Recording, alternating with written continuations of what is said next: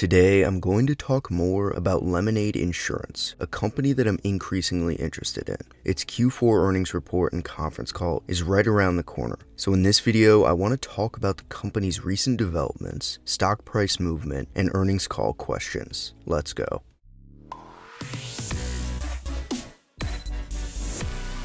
Q4 earnings. Lemonade says on its investor relations website that it will, quote, hold its Q4 2020 earnings call at 8 a.m. Eastern Time on Tuesday, March 2nd. Investors will be able to submit and upvote questions to management. To submit questions ahead of earnings, visit the Say platform with the following link. So much like Palantir and Tesla, Lemonade is now using the Say Technologies platform to give retail shareholders a voice, which is great, and I'll get to some of the questions later in the video. But first, let's talk about the stock price. Stock movement. Like the whole market, LMND has been under some pressure recently, coming off of relative and all-time highs. I'm not even going to try and predict what will happen in the next few days with the stock, but the chart does describe some very natural consolidation, retracing levels from earlier in the year. It sits at a $7+ billion market cap with strong performance since its IPO at under $2 billion.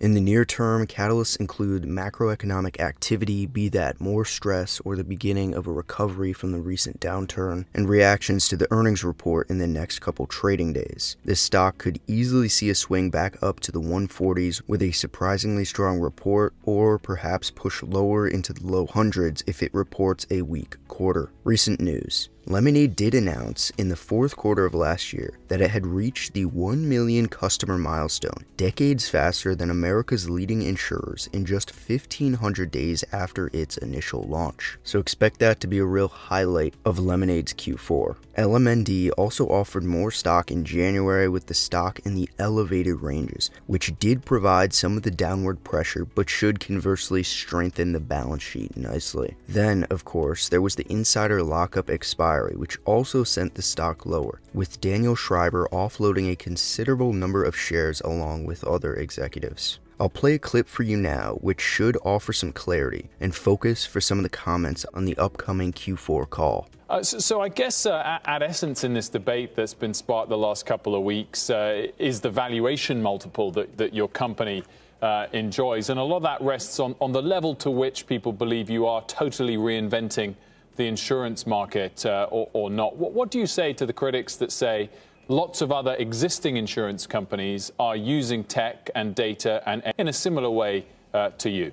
I think those who have been investing in the company, and as you say, the stock has been up some 5x since our IPO, are believing in the thesis that insurance may be the most disruptable industry on the planet.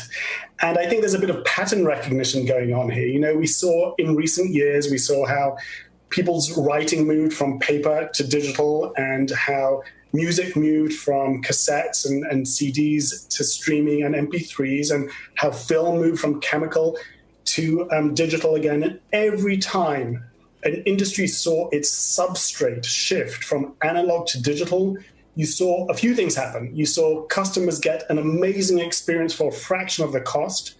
You saw explosive growth, and you saw a changing of the guard. And I think there is a case to be made that insurance is going through something similar, that an industry that has been around for hundreds of years and done in a particular way with brokers and with paper is finding it shifting through companies like Lemonade onto a digital substrate, and suddenly you see explosive growth. You know, we just hit 1 million customers 4 years after founding. It took USAA, which is an incredible company, 47 years to get to that same milestone. And when you see that kind of 10x change, there's a case to be made that this is a change in kind a change in degree that amounts to a change in kind. Your co-founder and COO issued a defense of the stock price in response to the short sellers, then fairly quickly deleted those tweets. Well, why did he delete them? So I think Shai wasn't defending the stock price. We actually take very little interest in our day-to-day stock price. This is a multi-year, indeed multi-decade journey we're on. Insurance companies can last for hundreds of years, and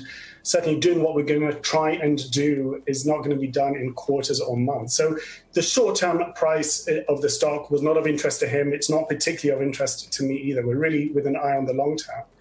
What he was taking umbrage at was people who are doing less than deep analysis, and in order to drive stock, in order to if they're short selling in order to drive returns there, they're producing reports that he felt weren't compelling.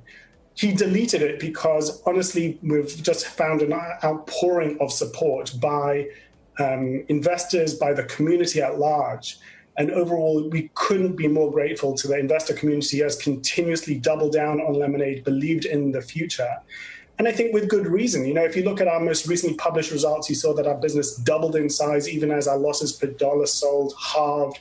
You're seeing an acceleration of the business. You're seeing customer satisfaction levels, NPS levels that are equivalent to a Tesla or an Apple, which is unheard of in insurance. So as we see this flywheel spin faster and faster, and that feedback loop of more data, digital substrate, better consumer experience, feed on itself, I think more and more people are believing that there is something worth looking at very seriously. Was it unfortunate timing, Daniel, that the company sold stock, some insiders sold stock at the same day the defense of the stock price broadly, whatever you call it, was issued by the COO? We sold stock last week, certainly at $165, which is where it was at, and a $10 billion valuation. We felt it made sense to increase the reserves that the company has. We've raised over $1.4 billion since the founding of the company. We have over 1.1, so we are in a very strong position. And given the aspirations of the company, I think that's a pretty good thing. It's really something that we can continue to accelerate and lean in to the kind of investments that we've made. As fast as the growth has been and as the product launches have been and the country launches has been, we look forward to doubling down on those going forward. Q&A. Now I'm going to overview the Q&A where any shareholder can ask questions for the Lemonade management team to answer during the call. How this has worked in the past is that they take the top 5 questions and answer those as long as management has not already addressed them in the earnings slide deck or opening comments on the conference call. So let's have a look at the top 5. And you still have time to both vote and add your own questions if you so desire with the link in the description. Number 1. What will be the next policy you are looking to add? Travel, car, life insurance. Number 2.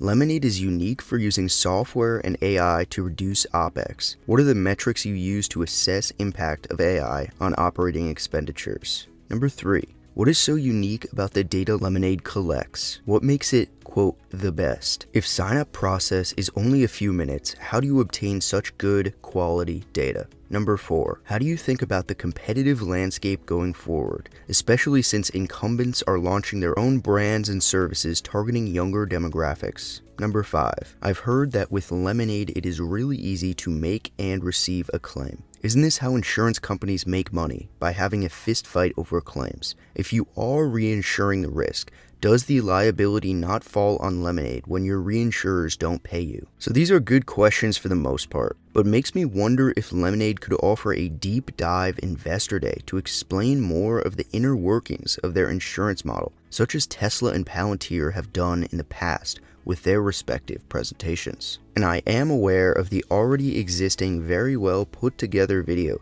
explaining LMND and what they're all about, since I made a supercut for my channel, which you can watch here, but I still think that Lemonade could put something together to be even more transparent for investors as to the inner workings of claims and everything of the sort, and then the conference call wouldn't have to be flooded with those types of questions. Nevertheless, I think those top 5 questions will be great to hear answered from the management team directly. So that'll do it for this video. I'm looking forward to seeing LMND's Q4 results as they continue to expand and seeing how the stock reacts and then making a decision if I want to add to my existing stock position. What are your thoughts on Lemonade Insurance? Until next time.